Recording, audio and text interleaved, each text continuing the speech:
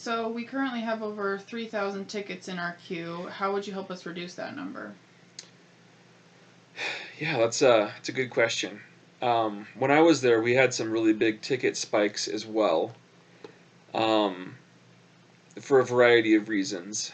I think prioritizing the most urgent tickets first, so we don't have the issue of high priority tickets becoming weeks old, would be super important.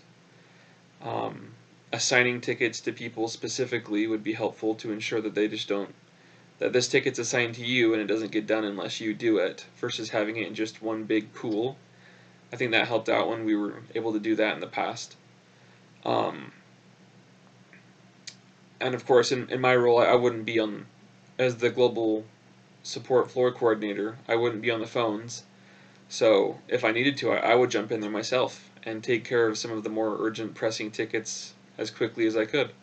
So I think having somebody who was quick at doing those tickets, like I was, in the floor coordinator position means I could jump in there where I was needed if I didn't have any other things going on, and be able to take care of some emergency tickets. So I think that'd be one possible way to really chop down the ticket count. So you mentioned assigning tickets. What do you think would be an effective way to do that? Ooh, good question. I think just a round robin cycle, I guess. Just as the tickets come in, each one gets automatically assigned to the next person going down the list, alphabetically, or most recent person to not have a ticket. I think is the fairest way to do that. So what strengths do you have that will help you in this role? Well, I think I'm a natural leader to a large degree. I am detail oriented, especially when it comes to work things. I don't like to let things slip through the cracks. When they do, I try to shore up that weakness as quickly as possible.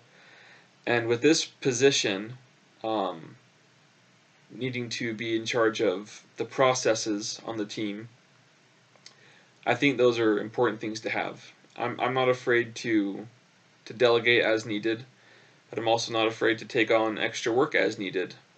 So I think I'm almost ideally positioned to be able to have success on this team.